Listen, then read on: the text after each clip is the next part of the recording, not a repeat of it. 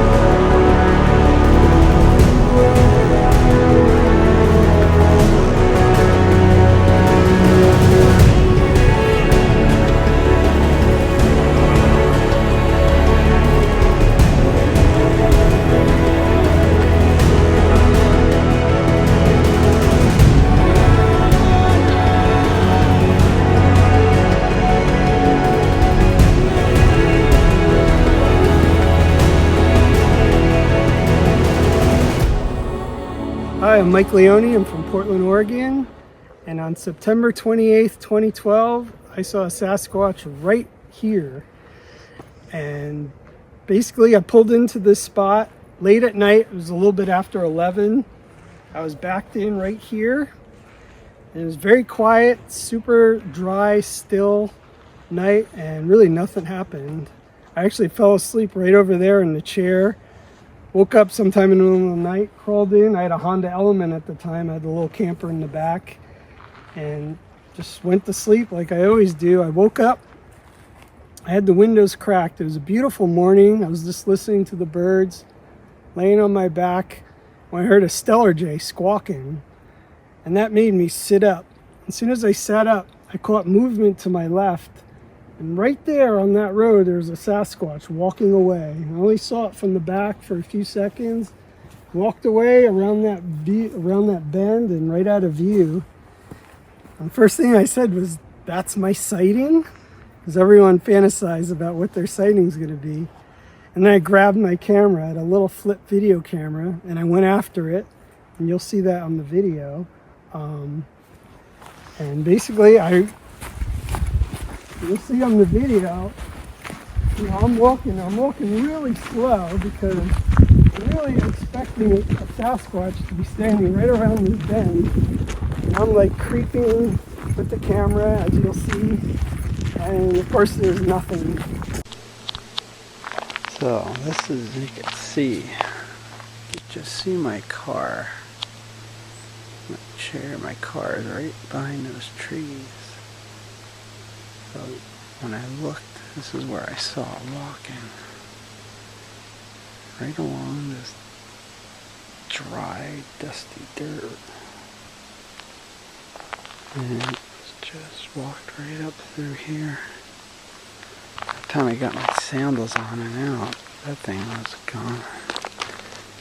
It was so stealthy.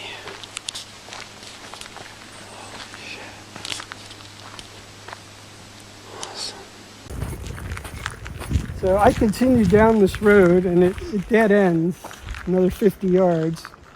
And I was in sandals, and I'm looking around for tracks. It was super dry. It hadn't rained in weeks, so there was nothing to see as far as track-wise. And then after looking down the dead end there, you could see there's places where you could see tracks, and there's nothing. I came walking back down. I wanted to get my regular shoes on, and off in the woods up there, I heard this samurai yell. like just wah, rah, rah, rah, really loud. And as I was walking back, I'm like, it almost sounded like it was getting reprimanded by the other one, because maybe it got seen or something. I don't know, but I'm pretty sure that Sasquatch cut through the woods and went right up. There's a creek there, and then right up that hill. There's nothing but dark woods back there. There is a little trail, but that's it. And yeah, I searched all around that whole day. There was nobody camped here. Both of those campsites were closed. It was the end of September. It was right about here. I saw it. And I would say it is about 6.5 to 7 feet, dark brown, very broad-shouldered, thick. And it definitely appears like they have no neck, just the way their shoulders and trapezes are built. And they definitely walk with about a 5-degree lean forward. And this thing just walked away slowly, very similar to the last few seconds of the Patterson film, the way it walked, a brisk walk around this bend, and it was out of view. And that's all I saw.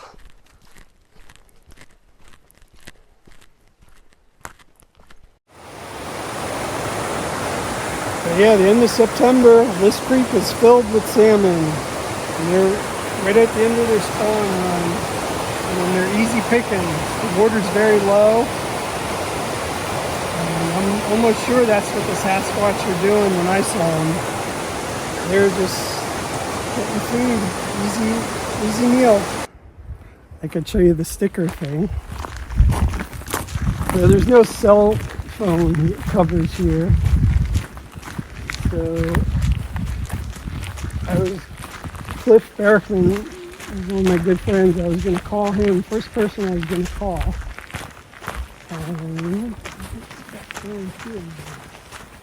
So there was a little wooden sign right on this tree. It's no longer here. And I put a little sticker on here as a marker to show them right where I was parked. And so I would come back here every year.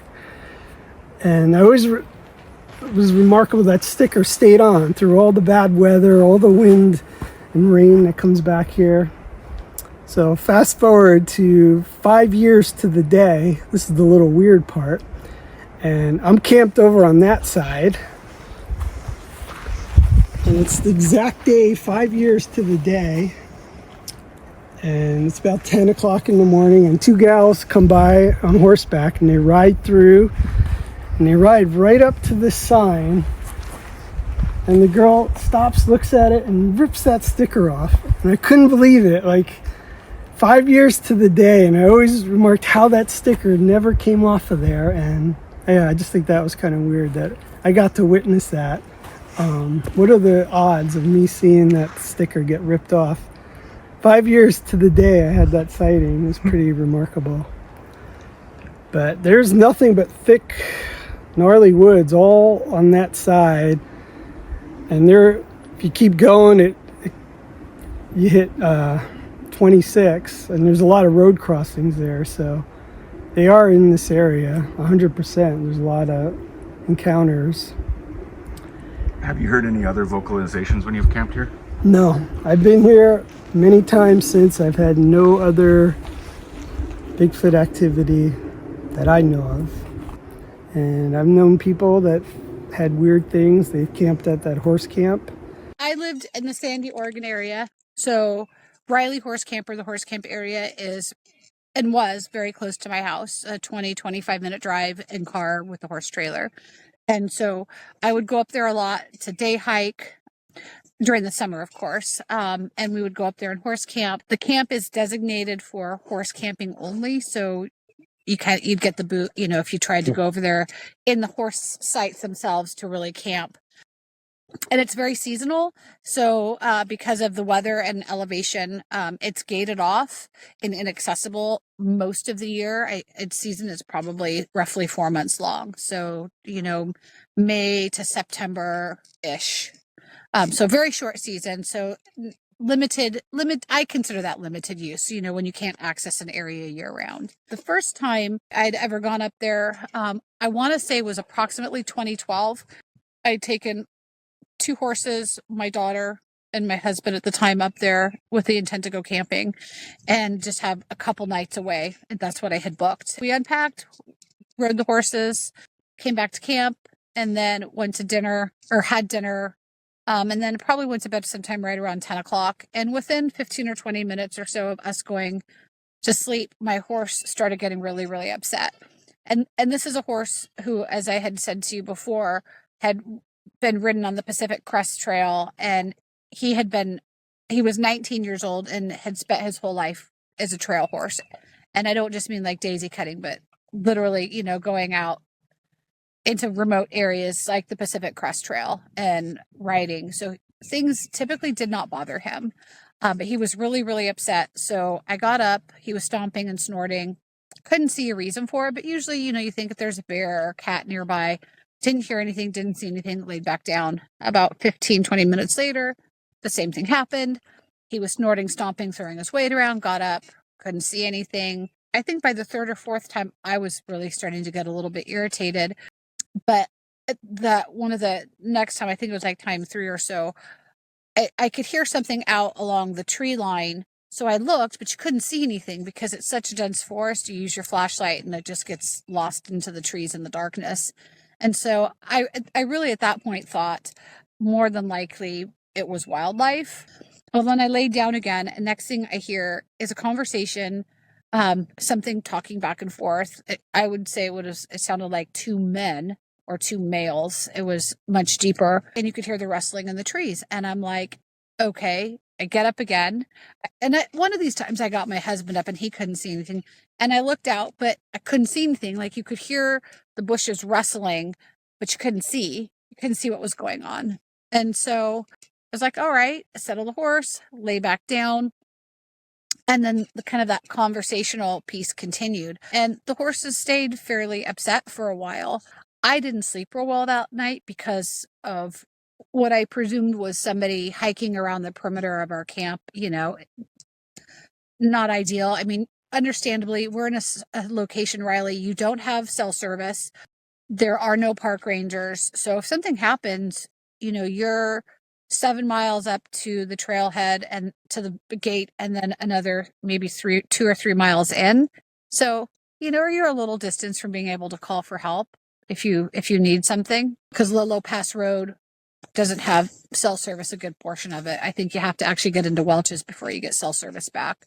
The next day, we decided probably was best that we leave. But it never really sat right with me what had happened the night before, because it dawned on me as we were packing and leaving and like the day after that there was something in our camp area having a conversation. There was syntax. There appeared to be like the glottal stop. So you could hear words with breaks in between. And it kind of, the joke, the samurai chatter. But what I realized is I couldn't recognize the language. There's a cattle farmer that lives fairly close to our property, and one time he heard what he believed was a Sasquatch speaking. He described it as sounding like an ancient Mayan dialect, and the voice was so deep and raspy that he was unable to replicate it. We have heard that voice, and we've heard also what we believe is a female voice, and the female voice sounds a little bit more deaf. Here's a few audio clips from our property that we believe is Sasquatch speech.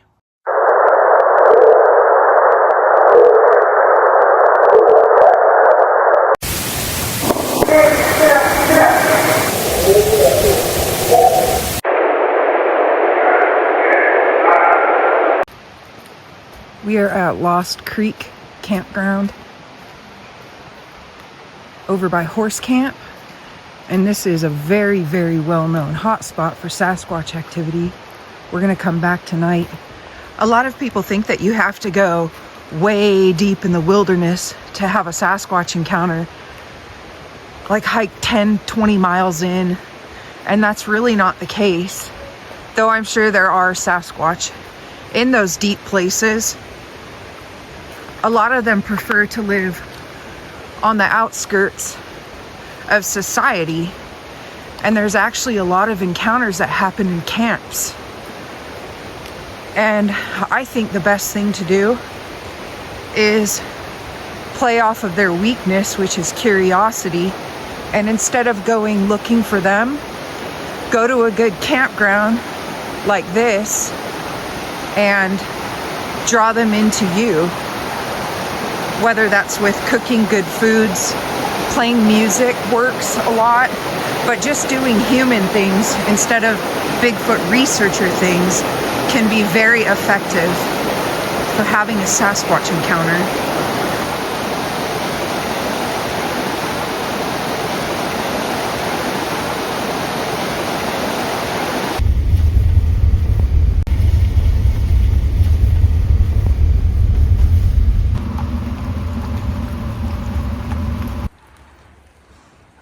You guys got anything out there? Not yet. It's real quiet, but it is definitely creepy. It's a full moon. We don't think there's a lot of them, and they do move around, clans, family groups, whatever.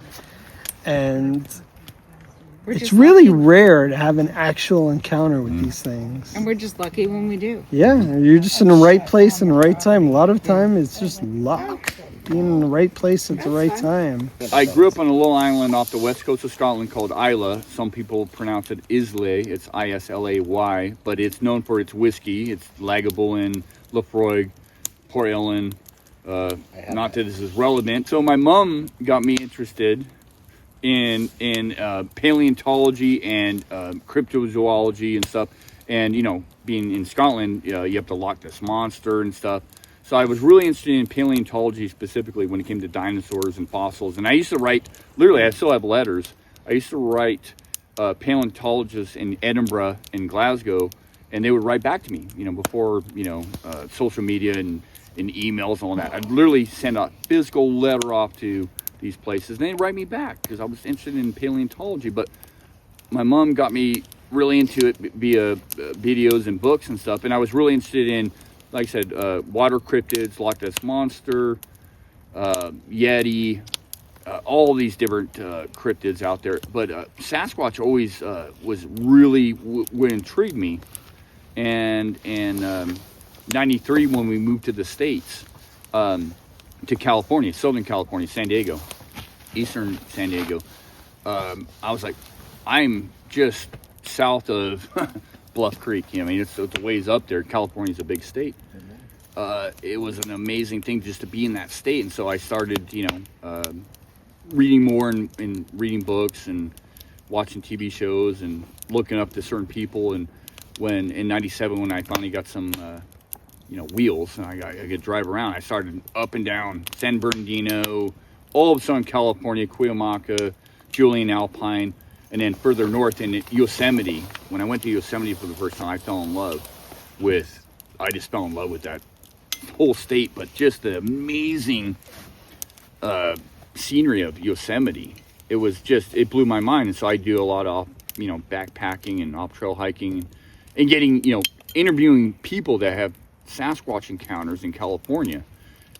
Never had anything happen. Never found anything of interest, but I interviewed a lot of people, even a couple park rangers in Yosemite that had rocks thrown at them and stuff. So that really just lit a fire under my rear, you know, that that maybe there's something to this. So in August of 2011, I was on a remote backpacking trip with two co-workers, and we were out looking for high mountain lakes in the Mount Hood Wilderness on a fishing trip, and we had a 2-night experience with Sasquatch. And so the first night, you know, we set up our camp at this particular lake, and we go hike around to find some other lakes that we were going to end up fishing that day. We ended up getting lost. Long story short, we ended up getting lost. Finally make our way back to our camp spot, go to bed around 11 after building a huge fire and eating, and our plan was to be out there for at least 3 to 4 days. So that night we go to bed around 11. At about 1:30 in the morning, I hear what sounds like 2 rocks being clanked together, and it's coming from, you know, 50, 60 yards away and getting closer and closer to camp. And my buddy in his tent heard this rock sound as well, and he's going, "Shane, do you hear that? Are you awake?" And I said, "Yeah." And we're trying to figure out what it was. We were guessing, you know, could it be elk? Could it be, you know, we had no idea. The rock clanking gets close to camp, that sound, and it stops. And then I hear just something marching around above our camp. You know, we had 3 tents set up, 3 of us each in our separate tents, and it was kind of circling our camp and breaking sticks. You know, at the time I couldn't tell if it was smacking things off of trees or stepping on them. Well, that goes on for like a minute, and then that rock clank sound starts up again, and it gets further and further away. And that was it that night. So next morning we wake up, we end up kind of discussing it, but we just pass it off as whatever. And so we go hiking, back out hiking to some other remote lakes. Did not get lost. Went out and caught our cutthroat and trout.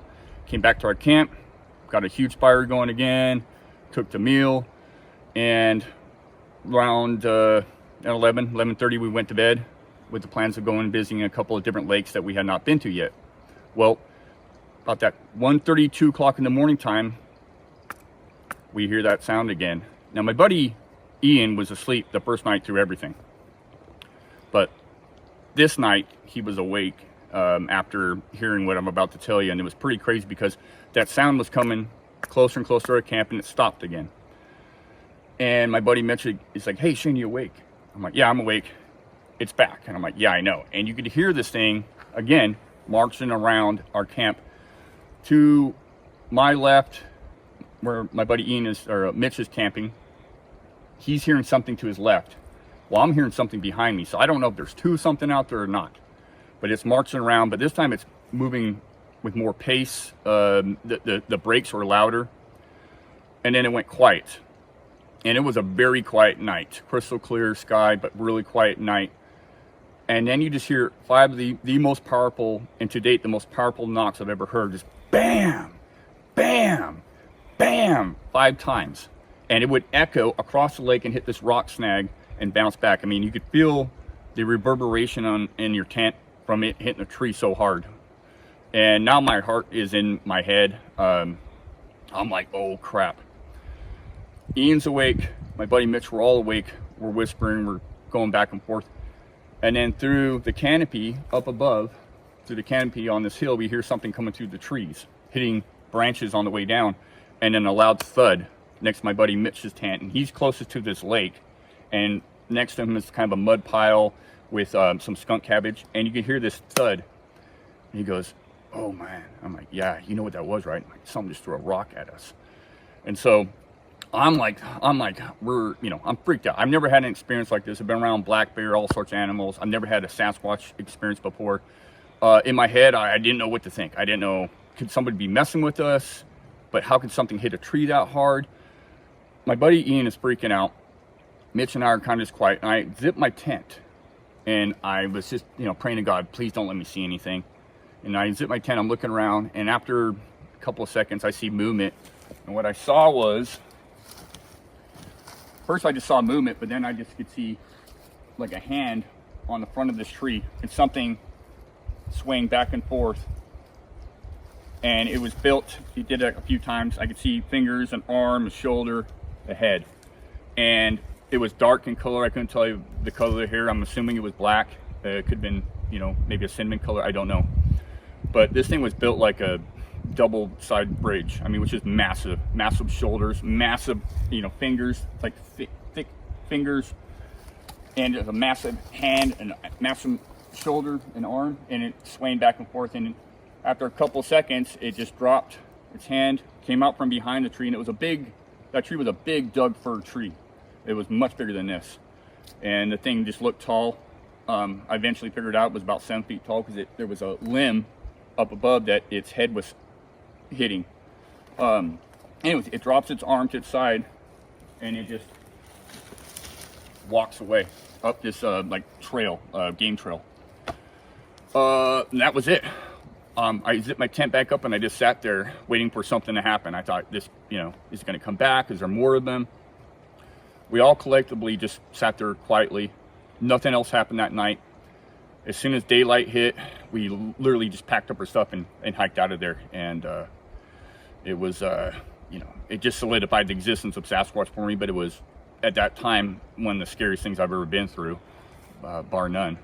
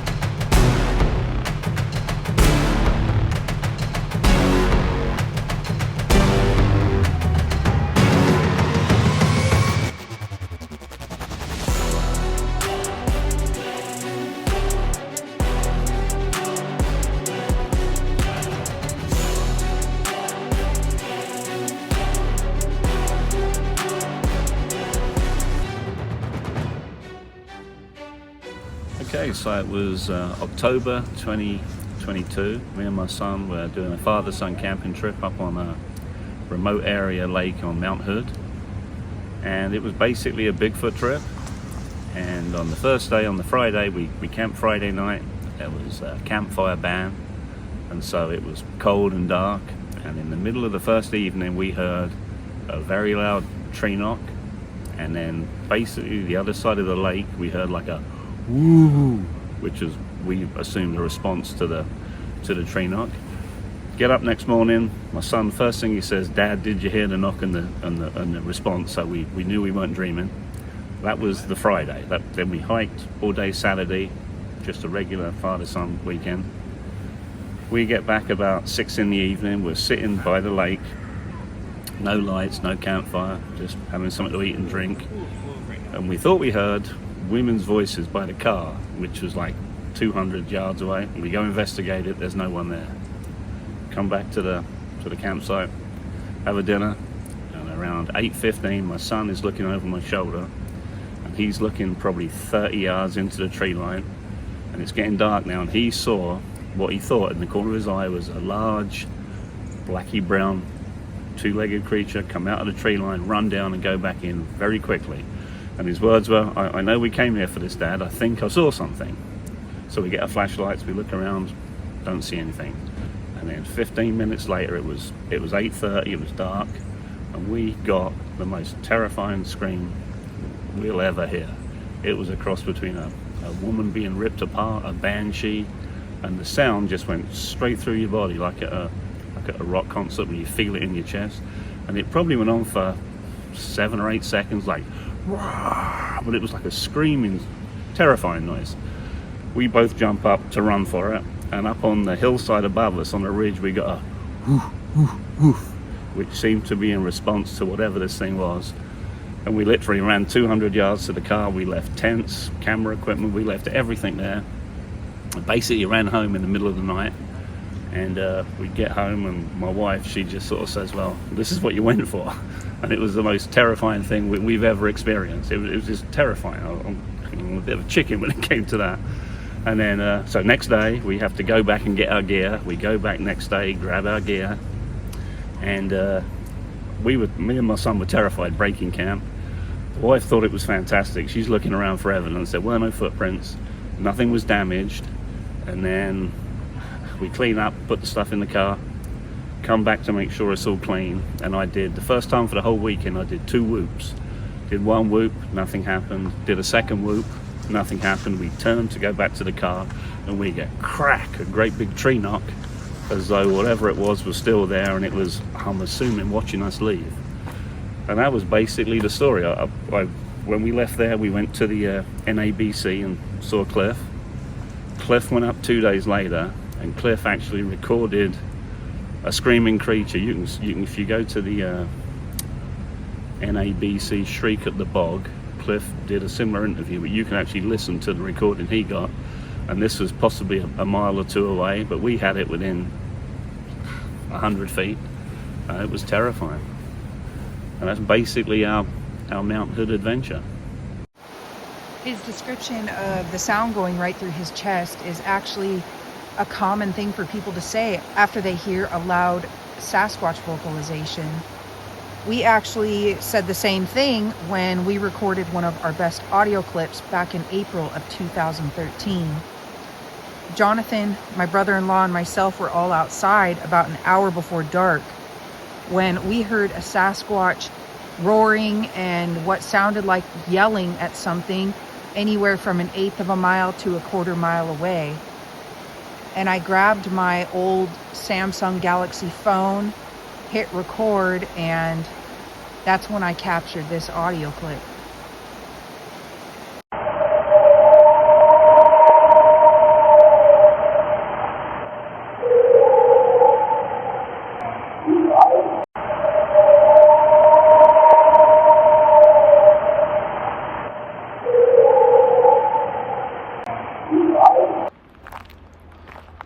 There was a report in August of 2008 that was taken by Cliff Barrickman.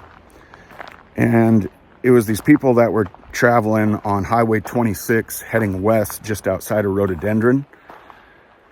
And they had seen a couple cars that were pulled off to the side of the road, and they were assuming that an accident happened or somebody hit an animal. And as they go to drive past one of the cars slowly, they see a Sasquatch off to their side, and it's about 10 feet away.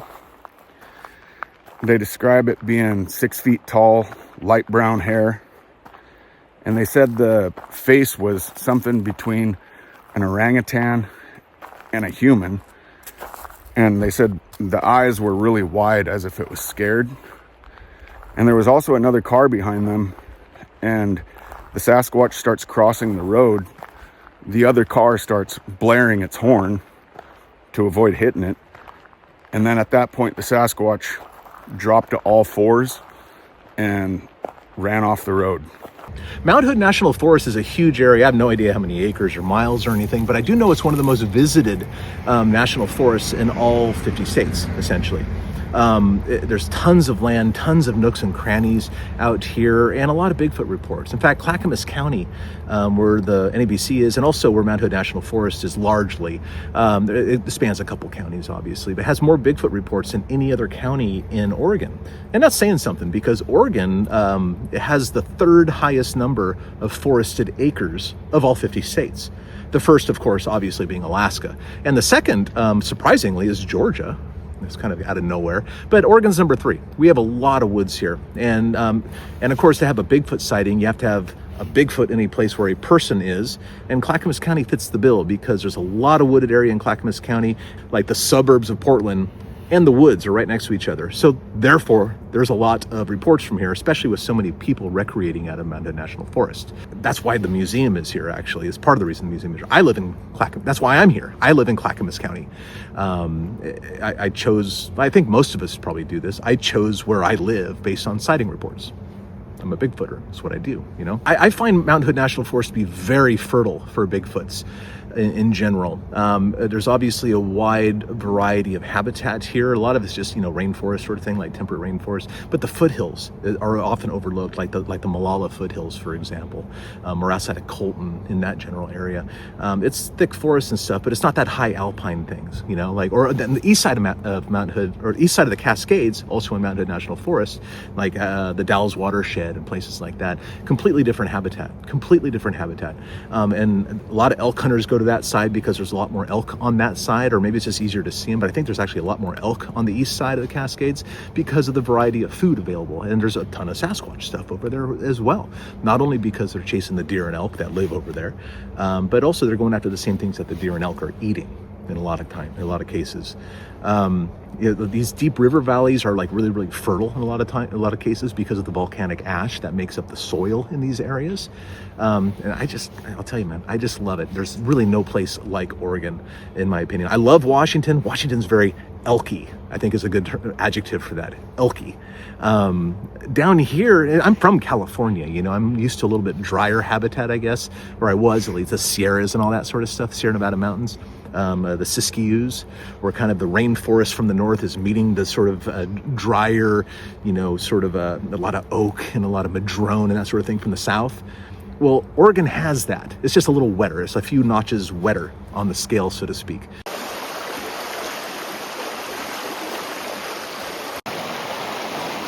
Check out that tree in the water growing out of the stone.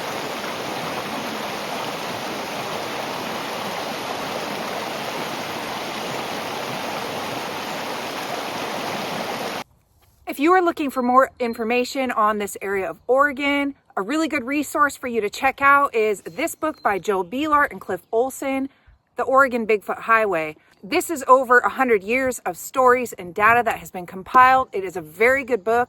I will put the Amazon link down in the description, or you can just head to Amazon and type in the Oregon Bigfoot Highway. If you're looking for cool Bigfoot apparel, TimpanogusHiking.com, which I will also link in the description, has some cool gear like the t-shirt I'm wearing. My name is Tyler Kennedy. I work at the North American Bigfoot Center. I've been doing Sasquatch research for about 6 years now. One of my team's main research areas is the Mount Hood National Forest. We do expand out past that but not like we've been to the Upper Peninsula of Washington State. That's about as far as we've been so far. I was born and raised in the Portland metro area. I spent most of my life in the forest. I have a background of hiking and camping and hunting. I spent a lot of time fishing with my dad and my brother, and that's how actually I figured out about the lake that I went to. Is I grew up going up to this lake, and it was 2019. I had gotten off work and decided to go camping for the weekend. Got to the spot where I was gonna go, got out of my car, set up my camp, realized that I was missing a couple poles to my tent, and so I had resigned myself to my car camping. But I had my fire set up, and I had my camping chair and some rocks around as like little tables and such. And it's probably 7-8 o'clock when I get to everything set up, and I start making food and just kind of reside to hanging out. And it was about 10:30. The clouds were blocking the moon. There was a little bit of stars exposed. So there's not many stars exposed, so there wasn't much light out. I had my fire going, so that created most of the ambient light that I had. And fully surrounded by trees with a National Forest road coming up. And I felt like something was looking at me from behind my left shoulder. So I just kind of took a look back, and it was about 20 to 25 feet away from behind me. My back left was this tree, and right sticking out behind the tree was what I thought at first was a Jim Henson's Muppet. I did not believe in Bigfoot at all. At that point in my mind, if there was Bigfoot, it was like one being, and it was lived in Washington State. Like there would be no Sasquatch around here, let alone a little one. Never did it cross my mind. So I'm sitting there, frozen stiff. I'm looking at this thing, and it dawns on me that there's no way this is a Muppet. A Muppet would require a person, and there's one road in and one road out of this area, and it's all graveled, so if you hear it, there would for sure I would know someone was around there. It was not a Muppet, and it freaked me out even more because I had realized it was probably a Bigfoot, even though I didn't believe in them at that point. I just didn't know what else it could have been. Obviously, I grew up here, so I've heard about Bigfoot. There's so much lore around the Pacific Northwest, but I didn't know, and so I'm sitting there frozen looking at this thing. I remember its face the most. Its lips were pursed like it was about to whistle. Its forehead, it had very like ape-like creases going along the sides, about, not too crazy, but a good replica is Murphy at the NABC to refer to. It was most like that, and then right around the bottom of the eyes, it started smoothing out, closer to like our skin, I guess you could say, smooth like. Its hair seemed to be like a dark, like a dirty, dirty blondish color, like dark dirty blonde. It was hard for me to tell the exact color of the hair because it was so dark and there was a firelight going. So I can't be 100% accurate of the hair color, but that's what it looked to be with the firelight going. And it lasted for about 3 seconds. That's when I started coming back out of my fear zone a little bit, and I could move, and I realized that I had my gun, my 30-06 on my right side, and my 9mm on my left, and then my cell phone on my right leg. Out of that entire situation, the only thing I could think of was to grab my cell phone, to use some light, just some sort of light, just trying to illuminate to make sure I was seeing what I was seeing. And the second that I even moved my hand anywhere, like a finger, any muscle, I watched it slip back behind the tree quietly and as quickly as it appeared. And I got the courage enough to grab my firearms and my cell phone, and I got into my car and locked the door. And I proceeded to fall asleep very quickly, totally anticipating to be up on high guard all night with my firearms. When I woke up the next morning, I got out of the car and went over to the spot where the tree where I'd seen this thing at, just looking for something, anything out of the normal smells. I was mainly looking for smells and is what I was looking for, but obviously I didn't find anything. I had left there. I had called my mom on the way back down because I didn't believe what I saw still. And I had proceeded to make sure, there was no trace of any like mental illness going in our blood or anything, because I literally felt like I was going crazy. I didn't know how to explain what I saw, or even if I saw what I saw, So I'm headed down, and Cliff Barackman had just opened up the North American Bigfoot Center, and I had seen the museum, and so I made a stop, headed in there, and proceeded to tell Cliff what just happened the night before. Totally expecting to be like, oh, okay, we hear this kind of stuff all the time. But he listened to my whole story and took me serious. And then when I got done telling him everything, he told me that there's a history of reported sightings in that area, and that is one of his main research areas. And so if I thought I saw what I think I saw, then I probably did see it. And then he invited me to go check out all the evidence and stuff he had. And the first piece of evidence I saw was Dr. Jeff Meldrum's buttocks print. And that right there was enough to cement it. It's easy enough to, for the layman to be like, oh, you can fake footprints and stuff, but how do you fake a butt print with dramatic glyphics? Totally visible in it. You can't explain away any of the anatomical features in that cast. I've had something grab my arm through my tent up in that, close in that same area. And I've had daytime vocalization. We've all heard daytime vocalizations up there. It's just super. I don't want to say it's a hotbed, but there's a lot of activity. There's a lot of activity up in that area. Both the handprints that I have found were deeper past where I had my initial sighting. That was kind of out off the Oregon Bigfoot Highway. So this is my latest finding. When I first found it, I thought it was just a foot. I didn't pay any attention to any of this. I thought it was just big toe, 2, 3, 4, 5th digit. But when I found it, it looked like a baseball glove in the side of the ground.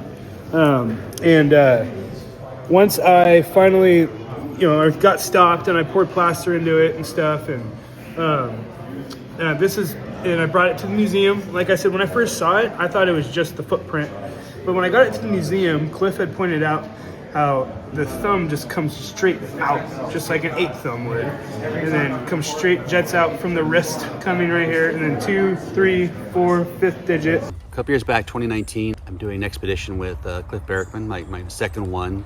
So I'm kind of getting my feet wet into actually going out and like looking for Sasquatches. And so last night, we'd been there 3 nights, and I'd had some weird activity the first night I was there because I was there by myself. Nothing I could pinpoint particularly to anything that's Sasquatch in particular, but it was just weird. So far, I've been kind of quiet. Like we hadn't seen anything, we hadn't heard anything. Now we kind of threw a Hail Mary. We went to the other side of the park on this road, the swamp area that the year before a previous guest had what she thought was an encounter with a juvenile up in a tree. So we were doing tandem walks. We were like 2 guys going down this dirt road a long ways, like separated probably about by 100 yards, and just kind of going down in pairs. Kevin and I were the 3rd or 4th pair. And as they were walking down the road, I started smelling just this very funky, musky odor out of nowhere. I started to, you get that feeling like when somebody's close, you get the feeling about it. And then I asked Kevin, and it manifested this way. I said, Kevin, I said, hey, I wonder where those guys are. And as I turned around to look up the road with the therm, something ran right by me, just like, whew, so fast. And I kind of, a bit of the blur. I was like, what the hell was that? And Kevin was like, what? And something just ran, and it's like, did you hear that? It's like, no. And I started looking around, and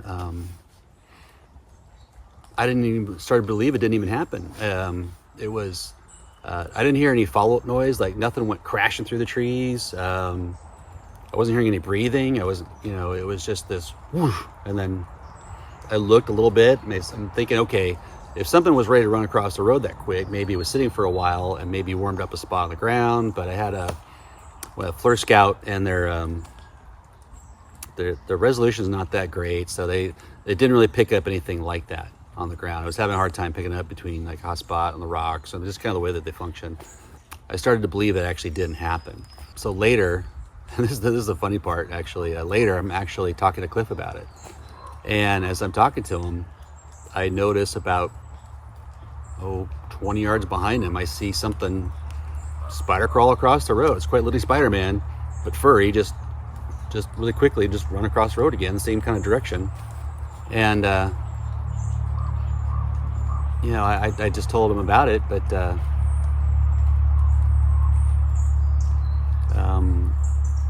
we all just kind of like, oh, that's kind of cool. It's the weirdest thing when I've had it happen a couple times now where something obvious happens like that. We go, oh, that's neat, you know, but we don't do anything about it. And say this happened in this case too. I just thought, oh, that was kind of neat. You know, the reality is I should have just run over that bush and just jumped on whatever it was, or grabbed my phone or something. But you know, that inaction that happens sometimes when, you know, same thing happened at Bluff too. We're sitting there, it's like 6 o'clock, 7 o'clock at night, and a huge power knock, like a baseball bat on a tree, like right behind Kip's camper, 30 yards away. You see, bam! And I'm like, oh, that was cool. You know, why not go see what it is? But we didn't. But that got me into the drones, got me thinking about that, because I'm thinking, man, if somebody was running the drone over the top of us, they would have seen it. And it could have been a completely different outcome at that point. So that's what has gotten me into the thermal drones. Hey, I'm Joseph Granda, and I'm really excited to be here on Salish Sasquatch with the Browns. My first time meeting the Browns was actually at their home when I was producing a film called Sasquatch and the Missing Man, which tells the origin story of Wes Germer and his experience up at Sunset Falls. You can actually rent that movie at merkelfilms.com if you want to see it. But what I learned when I was at the Browns property is that, well, first off, that the Browns are great cooks. That's one of the things I learned. But what Sarah told us when we were getting ready to go up to Sunset Falls is to make lots of noise, settle down, and just wait, because they're really watching you instead of you watching them. And your odds of having an experience is greater if that's what you're doing. And so that's exactly what happened to us.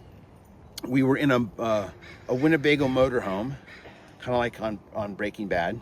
And so we're in the middle of this road up where Wes Germer had his experience. And it was probably like 3 a.m. And I wasn't really much of a believer, but there were moments where, first off, we were sitting there and something knocked on the door. And then we had these really powerful microphones, and we started recording these sounds. And everybody on the crew, they were hunters, real hunters. And they were like, that is nothing I've ever heard before. And so as the producer of the film, I said, well, let's just go outside and see if there's anything there. And I don't know why, but I walked out first, and I had that experience that everybody talks about, and I was just hit instantly with a horrible stench. And I didn't say anything because I wanted to see if anybody else had the same experience. And as I looked back and my crew was coming out, sure enough, they were like, do you smell that? And so we're standing there. We have thermal cameras and infrared cameras. And I know people have talked about like losing themselves and wetting their pants. And there was something right up the hill that I sensed. And gratefully I had already gone, but if I hadn't, I think I would have wet my pants, because it's the only time in my life where I have felt what terror feels like. Now, we didn't really see anything, which was more scary, because you could feel the presence of something. I don't know if it was malevolent. I say that only because I feel like it felt like, you know what it felt like? It felt like it was something meek. And the word meek means someone who has the power to destroy you and chooses not to. And so that's what it felt like. And so that sort of led me off on this adventure that brings me here today at the Mount Hood Sasquatch Festival, where I'm showing my film, The Sasquologist, which is not a documentary. It's a narrative feature film. It's already won 2 Best Feature Films awards this year. And it tells the story of an older guy who's looking for a specific Bigfoot, and he reluctantly takes with him a young kid to learn the ways of squatching. But what they discover on this adventure looking for this Bigfoot is they find what they're really looking for, and it has nothing to do with Bigfoot, but it has to do with a lot of the things that they lost as kids. So it's a family-friendly movie. It's showing here tonight, and it's showing at a few more film festivals and Bigfoot Days in Colorado Nestis Park in a couple weeks. And then it's going to be released in the late fall. It's called The Sasquatchologist. You can watch a trailer for it at my website, josephgranda.com, or you can just look for us on social media at The Sasquatchologist. I think we can all agree that Bigfoot TV shows are made mostly for entertainment. It's not a place where you necessarily want to go gather knowledge or strategies for having an encounter. However, one good aspect that it has is that it strikes curiosity in the public, including in the skeptic, and then they go look for real knowledge. One of the cast members of the Finding Bigfoot TV show that aired on Animal Planet almost a decade ago is Cliff, and what he has done since the show is what impresses me. His museum, the NABC, North American Bigfoot Center, has some amazing exhibits, and if you are ever in the Oregon area, I highly recommend that you go check it out. I'm Cliff Barrickman. I'm the owner and operator of the North American Bigfoot Center in Boring, Oregon. It's my new pet, not really new, it's my pet project, I guess. I was one of the hosts of Finding Bigfoot for seemed like forever, like 9 years or something. And when that went off the air, I wanted to continue working with Sasquatch stuff, you know? So I opened the North American Bigfoot Center.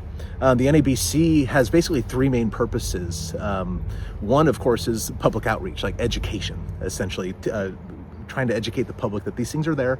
It's okay, they've always been there. You don't need to freak out about the woods or anything. It's okay. They're just there, you know, that's what they do. The second thing we're doing is we're using incoming information like sighting reports and stuff to drive our own field research. We're out in the woods a lot. I mean, I'm out in the woods between 1 to 3 days a week. A lot of our team members are out there as well, just as much. We've got some really great research areas that we're working and expanding into other areas. There's amazing things on the horizon for us that I can't really go into, but there's really cool things happening right now as far as the research goes. And I guess the final thing that the NABC is doing, which is potentially the most important in a way, I think, is that there's no question in my mind that they are there. Therefore, discovery, if you want to call it that, is inevitable. It will happen. It's just a matter of time. And what I see now is that, well, the first generation of Bigfooters, the John Greens and those folks, they're dead. They're all dead. The second generation are slowly dying away. What happens to their research collections? What happens to their life's work, essentially? Unfortunately, many times it gets thrown away. In the North American Bigfoot Center, we're trying to find those and protect them and curate them, because after these animals are recognized as a real species here in North America, whatever they end up being, you know, after they are accepted by everybody, this pre-discovery history is going to be of great historical interest, essentially. And I don't see a lot of people out there trying to preserve it, unfortunately. You know, it's going to be really interesting because such an unexpected thing like the Sasquatch suddenly being real, we're going to be examining closely, how did this go wrong? Like, how did the anthropologist drop the ball on this one, right? How is it that the biologist didn't clue in? What signs were there that we mistook for something else? And this prolonged, exaggerated timeline of discovery is going to be fascinating to study. And the history's here now. It's here now. And as you can tell, like, I'm clearly passionate about it. This stuff's important. This stuff is important because Sasquatches are important. I mean, Sasquatches won't stop, you know, a nuclear winter. They aren't going to stop world hunger or something like that. But for a lot of us, myself included, it's a very important subject. All of the links that are affiliated with this video will be down in the description. If you don't know how to get to that, just click on the More button below this video, and there you'll find information on the North American Bigfoot Center, Shane Corson's YouTube channel, Tyler Kennedy's podcast, and also my friend Joseph Granda's website, where there will be information on his movie, which I highly recommend you check out when it becomes available. It is a very good family-friendly movie. Thank you for watching, and we'll see you next time.